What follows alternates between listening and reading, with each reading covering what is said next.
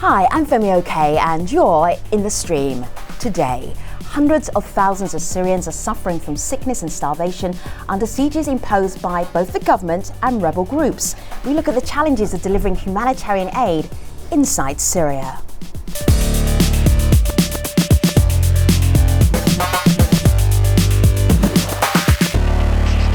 So we've done a number of programs on the stream about what's happening in Syria, but today we're talking about how people are doing on the ground, how aid is getting to them, the difficulties of getting that aid to them. Right. What are you seeing online, Malika? Well, speaking of those difficulties, we're actually hearing firsthand from a lot of aid organizations who are tweeting at the stream, giving us kind of a glimpse, firsthand account of what it's like. One such is USAID, who tweeted us this not too long ago.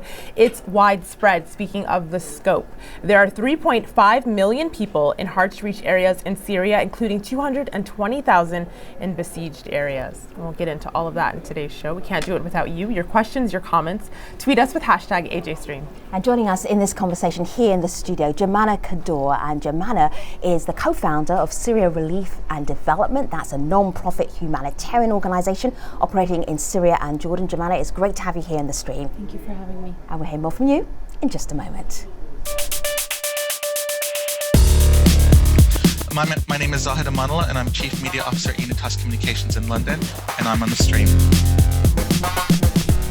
Throughout Syria's war, powerful and painful images showing the scale of the humanitarian crisis have gone viral. Most recently, this photo from inside the besieged Yarmouk refugee camp. It shows thousands lining up to receive aid at a UN distribution point. Since January, around about 100, mostly children, died from illness or starvation there. The UN Relief and Works Agency official described the situation in the camp as apocalyptic. But Yarmouk is just one example. All over Syria, hundreds of thousands are under sieges imposed by the government and at times rebel groups. Hungry Syrians are reportedly eating grass, weeds and animals like cats, dogs and donkeys to survive.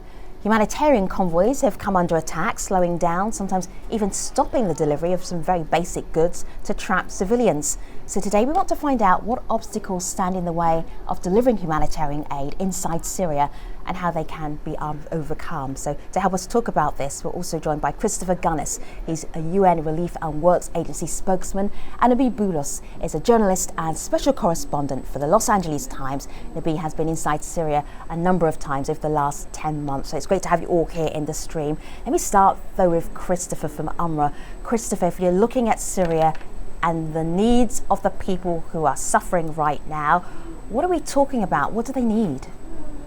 We're talking about 10 million people who need humanitarian assistance. About half of those are children.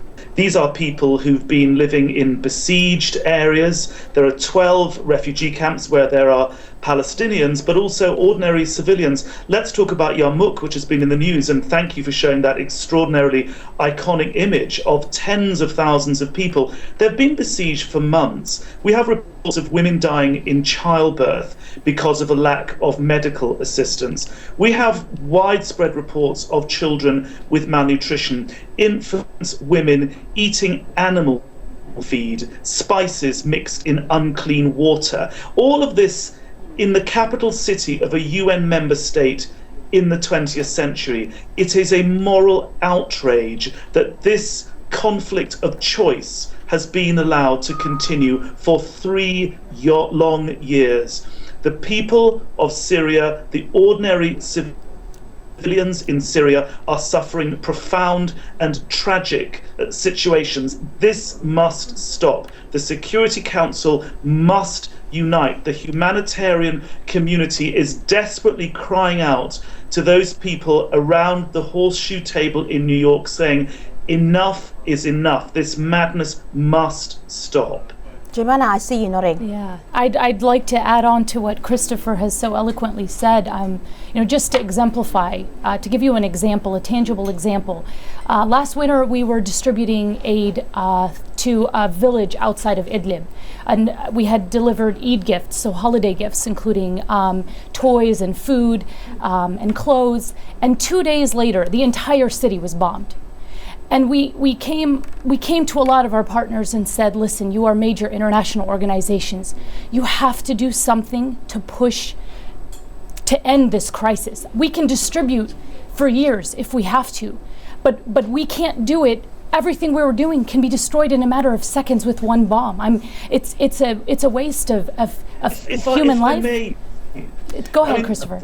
What the point Jemana is making is a really interesting one, and I wholeheartedly admire the work that groups like hers are doing on the ground. The wider point is that without a political process, humanitarian work of the sort that Jemana is doing on the ground and that we're doing becomes not just meaningless, it almost becomes counterproductive. It's as if we're picking up the pieces for the warmongers. Right. Christopher, see, but also has to be said. Sorry, I want to say one thing about this.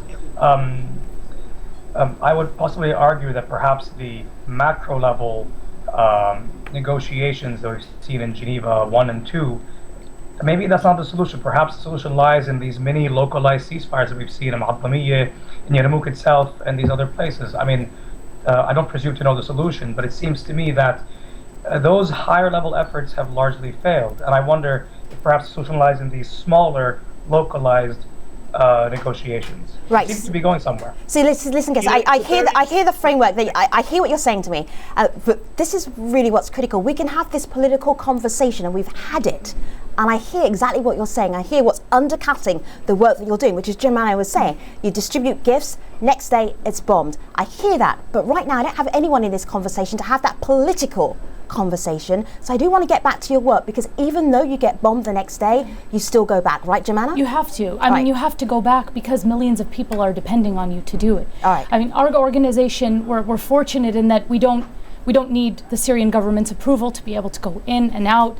It is, while we're registered in the United States, we obviously cannot be registered in Syria. And the majority of Syrian American organizations, we have 20 in our coalition that cannot operate with the blessing of the Syrian government, unfortunately.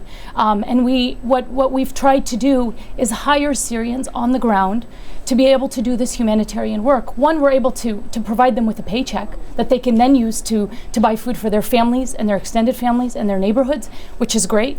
And two, honestly, to give them something to do during their spare time, because we don't want them sitting there just feeling hopeless and without a job or without anything to do during these 3 long years, as Christopher mentioned. Sure. Well, Femi, what a lot of people online are mentioning is just Chris, I'm just going to get the community in. We'll come back to you. One moment. Some of the facts that Chris was just mentioning, some of the facts that Jemana was mentioning on what it's like on the ground and what's actually needed. Nabi, on Twitter, Al Haji writes in, the bare necessities are needed: food, medicine, shelter, protective clothing.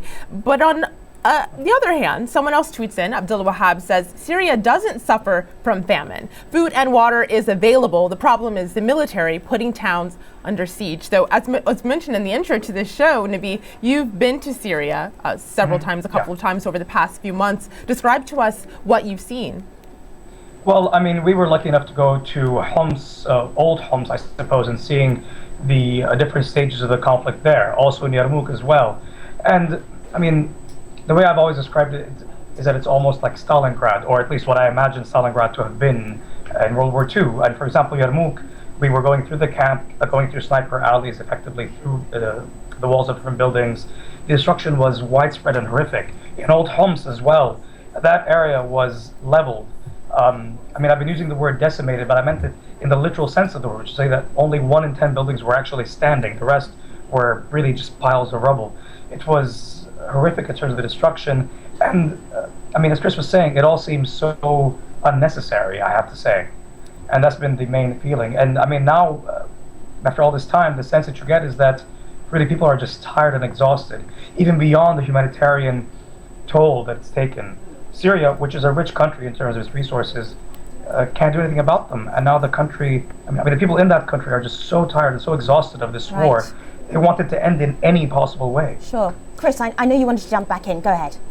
Just to pick up on something Nabi said, which I think is rather important, which was that local ceasefires have made a difference. And we have an experience of Yarmouk, where 14 Palestinian groups of various stripes got together and said, look, enough is enough. We've seen enough of our women folks. We've seen enough children die, starve, whatever. And what happened was UNRWA was called in to fill this space which the agreement between these groups facilitated. So what we did is we started delivering food, and we realized that the delivery of food itself was, in a sense, contributing to a political situation where, the place where we were delivering food, which precisely is Rama Street in northern Yarmouk, is defined by opposing sniper points. So these snipers literally had to stop firing while all the people gathered, and we handed out aid. So that's literally physically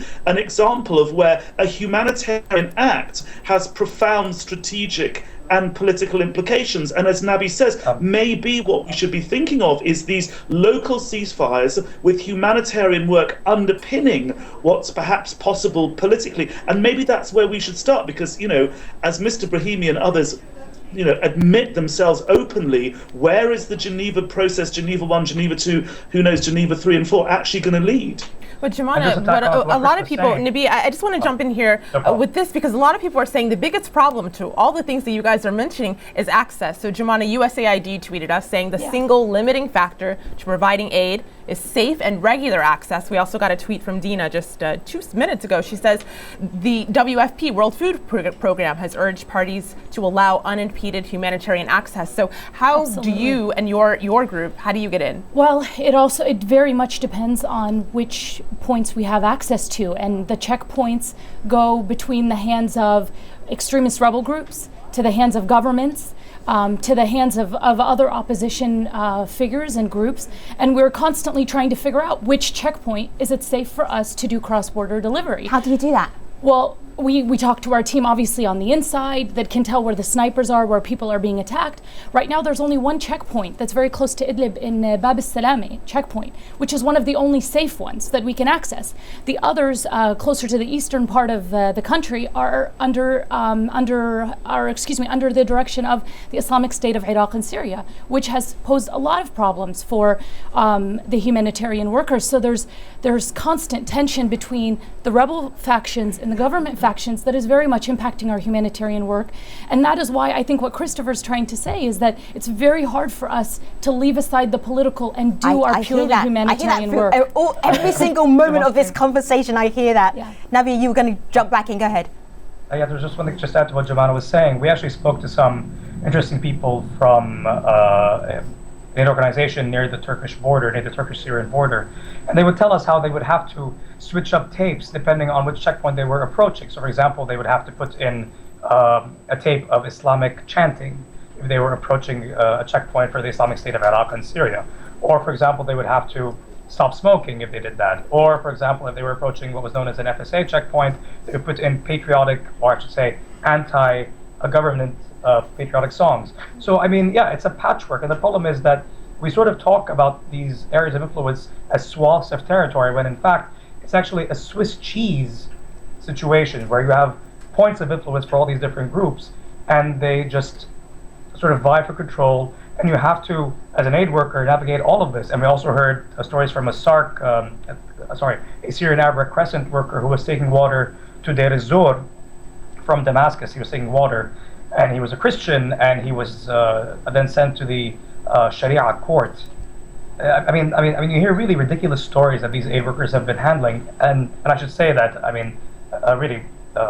the efforts of UNRWA, UNHCR, SARC, all these different players on the ground has been really just Herculean and really amazing, I must add. What I'm hearing is really ingenious ways of working around incredible challenges. Jamala, your group work in a really interesting way. You're not necessarily working with the Syrian regime, you're working more with people who are actually on the ground, yes. Syrians, and doing it, I suppose, stealth aid. Yes, yeah? Yes. We also don't work with the opposition as well, the militant opposition. We have to sort of navigate to see where the civilians are and to address the needs of the civilians. And, for example, we fundraised for a flour mill so that the Syrian people could sort of have a sustainable way to crack the wheat that is necessary to provide bread. and this was in Deir ez-Zor, and it was a very successful project for a while. The Syrians were very excited because it's a $40,000 investment. You know, they're very excited to have this, and maybe a few months later, we had an extremist group that stole it, and we then were able to trace it back. But it's not, you know, and at the same time, in the same area where these wheat fields, where the wheat was being grown so that it could be used in this flour mill, a bomb was dropped by the Syrian government, which burned half of the harvest. And so you don't really know who to address when it comes to, you know, please halt this so that these people can make bread. I mean, we're not asking, you know, for political things, but what we're asking for is just to be able to feed people. And what is the reaction you're getting? Well, it's been, you know, as a humanitarian organization, it's very difficult to, and it's tricky to sort of navigate this landscape. We've gone, as a U.S. Organization, we've gone to our congressmen asking them, you know, please push for, you know, to halt strikes on civilians, to halt barrel bombings in civilian areas, to remove snipers from areas that are dominated by civilians. We hear, you know, many tragic stories, one of which was very heartbreaking, of snipers that specifically target mothers and children who happen to be walking in corridors in Aleppo. And these snipers attack the same body part throughout the day of these civilians who happen to be walking through this corridor. What do you mean by the same body part? So, for example, in the morning, doctors in the area, we actually have a hospital in Aleppo. So doctors will start seeing cases of injuries, for example, to the genitals. And for the entire day, they'll see sniper victims who are coming in who have been hit specifically in that region, or the chest, or the arm. And so these kinds of things not only stop us from being able to do our job, but stop civilians to be able to get to the hospitals that they need to access, to the shelters where we might be providing food, and etc. Sure. Malika. Well, Christopher, we have you back on the phone. I actually want to go to you. I want you to have a listen to this video comment, because although we're putting politics aside, so many people online are saying there are different parties to blame. Have a listen to this. The Assad regime is clearly to blame for blocking the majority of the humanitarian aid from reaching 3 million Syrians that remain trapped in besieged areas or hard to get areas, and over 5 million Syrian children in desperate need for humanitarian aid. The international community must step in and compel the Assad regime to adhere to the United Nations Security Council resolution for humanitarian aid before more people die. So, Christopher, what do you make of the blame game and people explicitly pointing the finger at the government for blocking that access?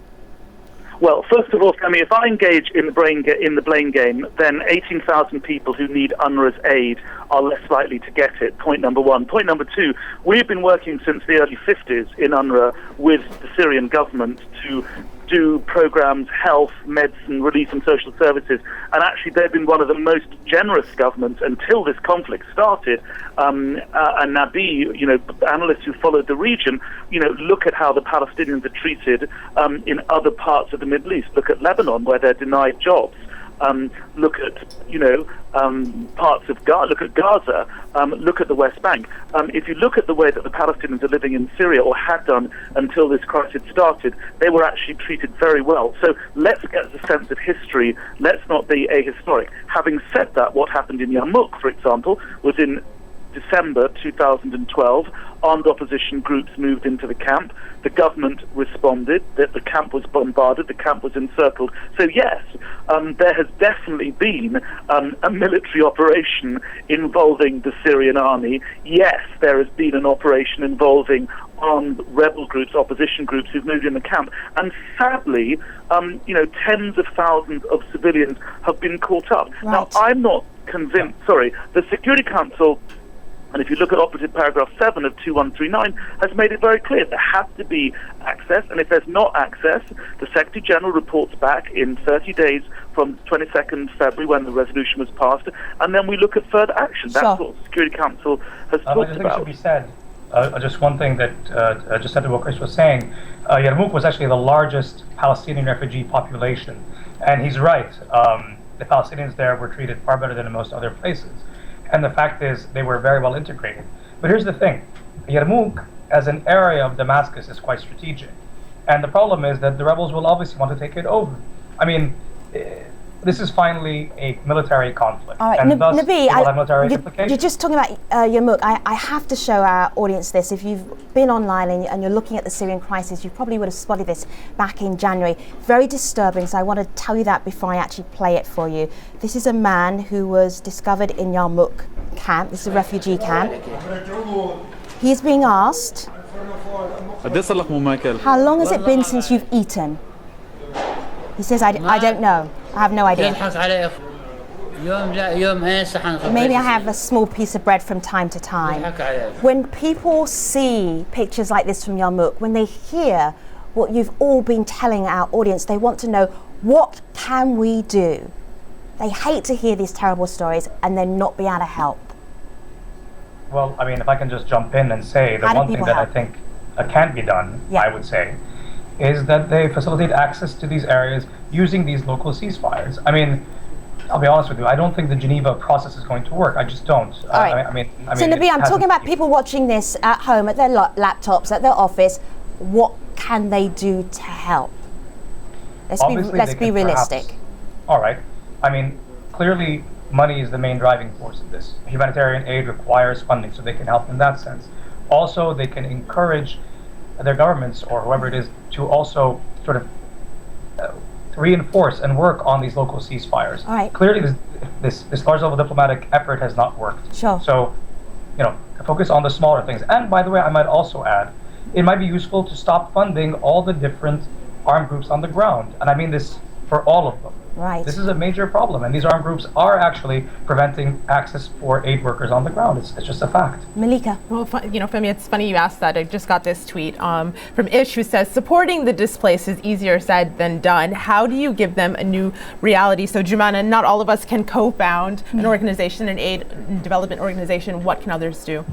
Well, I've had the chance to see the displaced in Jordan, and I think that the United Nations is actually taking a lead on this, but actually, as Syria Relief and Development, that's something we're very much working on, is providing sustainable methods for these people to be able to assist themselves, and that's by developing projects that will enable them to work on their own. For example, supporting, for example, in our hospital, even in Amman, we work under the direction of a Jordanian doctor, but all of our doctors are Syrians, and we try to do that to keep as many Syrians employed as possible because we know of the many restrictions. So while people sitting here in their living room in the United States might not be able to lobby the Jordanian government on this, but definitely supporting those projects, like you said, financially, is key.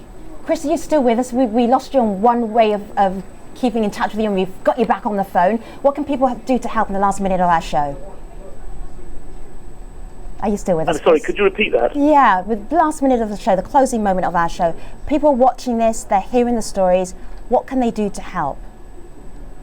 Look, there are several things. I think supporting local organisations of the sort that Jumana represents is really important, because I think local initiatives are going to have an impact. I think the macro effort is out there. I'm not sure where it's going. I think the other important thing people can do is to advocate and inform. I think bearing witness right now is an incredibly important part. When things are happening on the ground that are bad, the international community and others, perhaps the best thing, the most important thing they can do is to bear witness and to make the people who are there on the ground suffering know that they are not alone, that there are people out there in the world who see what they're going through, who hear what they're going through, and somehow in some act of solidarity are with them. It sounds slightly new age, it may not sound particularly tangible, but in the absence of any meaningful political process, it's very hard to say what other meaningful actions people can take. You're listening to Christopher Gunnis. Christopher Gunnis is a spokesman for UNRWA. We also have Nabi Boulos. He's a journalist from the LA Times, and Jumana Kaddour is a co-founder of Syria Relief and Development. We'll be hearing more from them in the post-show at stream.aljazeera.com. I just have a moment, though, to tell you about what we'll be doing on Monday. We'll be heading to Sri Lanka, where Buddhist-led hate groups are attacking Muslims and Christians. We explore the dark side of Buddhism, but that will be on Monday. Until then, we'll see you online. Thanks for watching.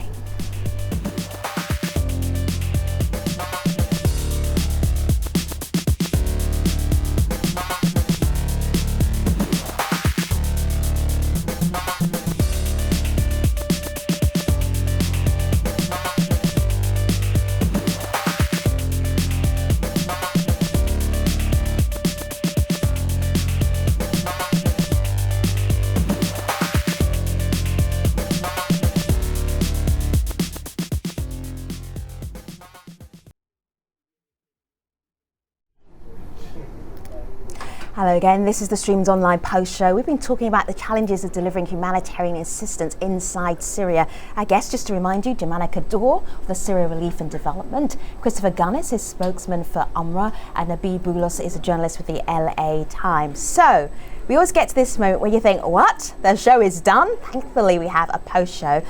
And I always want to check in with guests about what did you not get to say that you feel is so critical, Jumana? Well, I think, I know that we said that it's hard to separate the political from the humanitarian, but really at the end of the day, I think it's most important to remember, the children of Syria.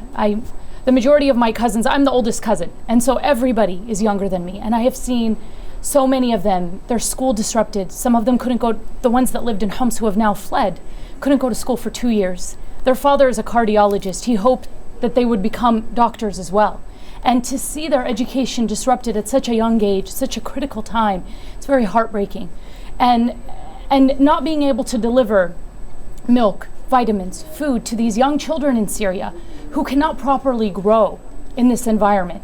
As much psychosocial support that we may offer them, how much support can you offer a child who still goes to sleep hearing bombs every single night? I mean, there's a lot we can do, but at the end of the day, there's only so much we can do as well. Sure. Nabi? Well, actually, I should have also mentioned on the show that really the situation in Jordan and Lebanon and these surrounding countries is really quite dire. And perhaps another important tack to go for is to actually contain the humanitarian spillover into other countries. I mean, simply put, Jordan can't handle the strain on its resources. Lebanon, at this point, 1 in 4 people are Syrian. This is a catastrophe for a country as small as Lebanon and with its limited resources as well. It's just a huge problem. And sadly, Syria, I would say, is the most important country in the region, and it's affecting all the countries around it. That's the key point here. We have to contain this crisis. If not at least solve it, then at least contain it. Well, Christopher, right before we headed into the post show, people were tweeting us asking what they could do. Let me ask the question as well. You and your organization are doing something. I pulled up a tweet from your own timeline. Amazing photographs of your work in Yarmouk. You write, "Reconnect with me, news soon of a thunderclap," using the hashtag #LetUsIn. So explain to our international audience what a thunderclap is and what it is that you're doing with this hashtag #LetUsIn. Okay, first of all, this hashtag has become "Let Us Through," and that's important. Let us through. What we're doing on the 21st at noon Yarmouk time, we're having a huge thunderclap. That means you need to get in touch with me via Twitter, and I will send you the details of it. Essentially, there'll be a huge thunderclap when we get 23 million tweets, which is the pre-war population of Syria. The iconic billboard in Times Square in New York will show that extraordinary picture of Palestinian civilians waiting in Yarmouk for food. That will go up on the billboard in Times Square, sending a very powerful message to the Security Council, which is just, a few hundred yards away from there, to say the people of the world, the people of Syria, the civilians, people like Jumana who've been working on the ground, people like Nabi who've been analyzing intelligently and covering this conflict, have had enough. It's sending a very powerful signal to the Security Council that the humanitarian community, the thinking world, people in Syria have had enough. It's also a wonderful act of solidarity, bearing witness. People in Syria have to know we've got their story to Times Square. It's the center of the communications world. They matter. The hashtag is let us through. So please, there'll be more to follow, and you can contact me on my Twitter, at Chris Gunnis. So please be in touch. It's an important thunderclap. We need 23 million people to tweet that hashtag. So you'll be hearing more. And very finally, a note of optimism. A baby that we came across, baby Khalid in Yarmouk. He was 14 months old. He nearly died, but with a few weeks of medical attention, he lived. And that's the story I want people to take away, because with a very small amount of aid, we can do a lot. So let's try and work on local initiatives, local ceasefires. As Nabi says, the sort of work that Jumana and her organization is doing, we can make a difference. We cannot give in to the council of despair, please. One of the things that occurred to me from our conversation we've been having so far is that you're telling me about all the terrible challenges, the difficulties, the strategies you're employing to get aid to people in Syria. But I haven't heard about the impact of those incredible efforts that you're making to get the aid to people. Can you share some of those with us? Yeah, I mean, 8,000 food parcels to 18,000 people. I mean, if you want to measure what we're doing, that's one measurement. 10,000 polio vaccines through the siege of Yarmouk to help children be vaccinated. That is something. And I think the fact that we've been doing the advocacy that we've been doing, telling the world about the appalling, apocalyptic, profound, disgraceful human suffering, I think that's also an important contribution that UNRWA has made. It's not just about vaccines, it's not just about food, it's about trying to explain to people what is going on, because I think knowledge has a power in and of itself, just as that iconic image had a power and a momentum in and of itself. Sure. See, and I'll just say one thing over what Chris was saying. We also saw the efforts of UNHCR in Old Homs. And there was actually a very interesting situation because there was a deal to let people out of that besieged area. And the plan was to let people under 15 and over 55. And suddenly you had streams of men of fighting age coming out. And this was a huge deal. As you can imagine, this had caused much consternation among the army and the other security services in the area. But UNHCR was able to actually guarantee their safety, and they were able to the government uses the word rehabilitate, I think, or reconcile their situation. But the point is that this is another case where a humanitarian organization was actually able to force a political settlement, and this is a huge deal. It's a big achievement, and they should be thanked for it. Jumana, you were doing stealth aid in Syria. How successful are you being? What's the impact? Well, I mean, if we're going to measure, we've only existed since November 2011, so we don't have the great history that Christopher's organization does. But that being said, we've been able to distribute $10 million worth of aid. And we're very fortunate. It's a mixture of food, of medical, like I said, of flour mills, of other necessities, ways. We're trying to develop ways to sanitize the water because, as Christopher mentioned, unsanitary water has caused a lot of disease that's being used in food. But actually, one thing that I would like to give credit to Syrians themselves, because we've heard of so many Syrians who are planting their own food, who are, Syrians don't like to depend on handouts. They really don't. And I'm not just saying that because I'm of Syrian origin, but really so many of them, the first year maybe they were crippled. But this year and the last year, they said, you know what, we're not depending on aid organizations only to get our vegetables, to get our crops. There's no telling, if ceasefires will break or not. And so they're growing their own food. They're sharing with each other. We had a patient in one of our hospitals who was actually shot by a sniper in his spinal cord as he was bringing back loaves of bread for his entire neighborhood. And he wasn't even a staff member. He was just a civilian trying to help other civilians. And so while all of our organizations, whether through the coalition or the UN, are trying our best to reach these people, it's most satisfying when I see that they're not just waiting for us. They're helping us try to help them. Actually, even in Zaatari, you see that too, I have to say, Jumana. It's actually quite wonderful the way Zaatari, when I first went there, maybe I think a year and a half ago, it was basically a desolate landscape, almost Martian, lunar. There's nothing there, and now you see stores where they actually make barbecue, actually really good barbecue, and they make desserts, baklava. Now there's a takeaway for you. No, I mean, actually, it's kind of amazing in the sense that you see the resilience of the Syrian people, and I have to say, the sort of ability to adapt on the fly is what's required. Actually, and this is a little plug, I recently wrote a story about dessert in Zaatari. And really, I was amazed to see a guy sitting there just sort of making these gnocchi-esque little pastries. It was really quite fabulous. And this is something. It's an achievement, for sure. It's been great to have you all on in this conversation. Syria is in the news all the time, but to really dig deep and get those personal humanitarian stories, we don't spend nearly enough time doing that. So Christopher, Nabi and Jumana, thank you very much for being on the stream. Appreciate it. Thank you.